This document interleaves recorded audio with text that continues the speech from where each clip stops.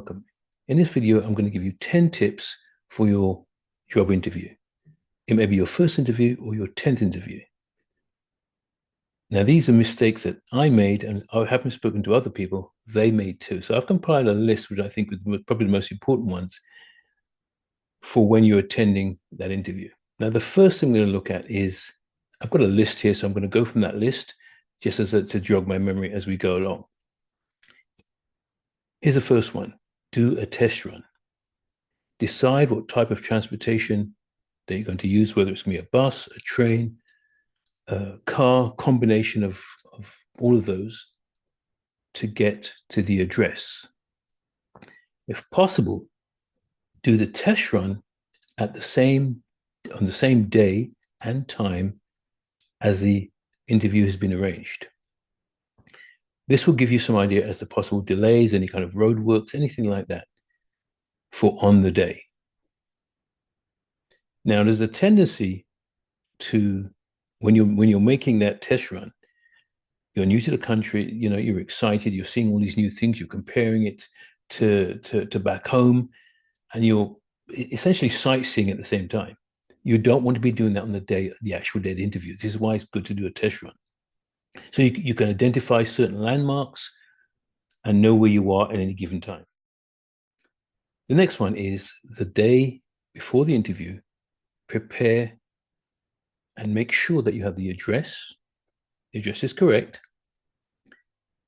The phone number of the interviewer or the department, and make sure that your phone is fully charged. Can't tell you how many times people go out and they've left their phone is on 10%, and all of a sudden they're scrambling to get their phone charged. So make sure you have those things done. Determine the amount of time it's going to take you to get to the address and add 30 minutes. Public transportation and weather, particularly in winter, can be very unpredictable. Arrive at least 10 minutes before the interview. And if you're early, which is a good thing, if you're early, there's going to be a coffee shop or something somewhere that you can sit down and wait until it's time to go over.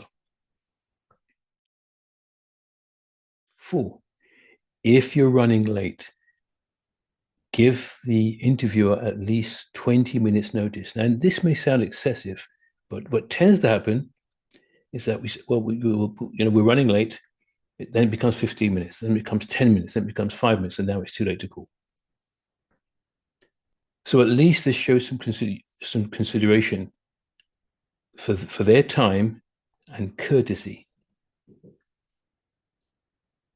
If you arrive early, it's fine, but just make sure you do that if you think you'll be running late. And having done the run beforehand would give you some idea as to where you're at, depending on arrival time. Dress appropriately. The muscle shirts and mini skirts don't work here. It's not going to work in any interview scenario. Smart casual is usually safe, and even if it's even if it's for a warehouse position, still dress appropriately. Avoid your favorite perfume or cologne. The last thing you want to do is trigger someone's allergy. This idea of spraying the especially you guys, spraying the perfume spraying the perfume into there and walking through it and having your whole body smell of this thing. Don't do that. Just remembering what my sons do, or used to do.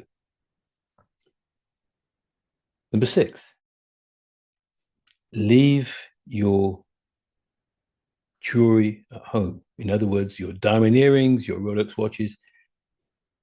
No one's going to be impressed by that. Dress modestly. Number 7, do some research on a company, and if possible, as it relates to the job. When the interview is almost at an end, typically the interviewer will ask you questions, if you have any questions, and you don't want to be that person looking up in the air trying to think of something to say, and it's just dead silence. Try and make the interview more of a conversation. Number 8, prepare answers to common questions, such as, tell me about yourself. What are your strengths and weaknesses? I've never liked those questions, but anyway, just be prepared for it, and why you want to work there. Practice out loud in front of a mirror. Will actually help you. And remember, you're not auditioning for a movie role, so keep it simple. Number 9, the job may be not ideal, but at least try and look interested, and try and look interested in the position beyond the paycheck. 10, follow up with the interviewer. Send a thank you email, and mention something specific from the conversation with them to show that you were actually paying attention or you were engaged.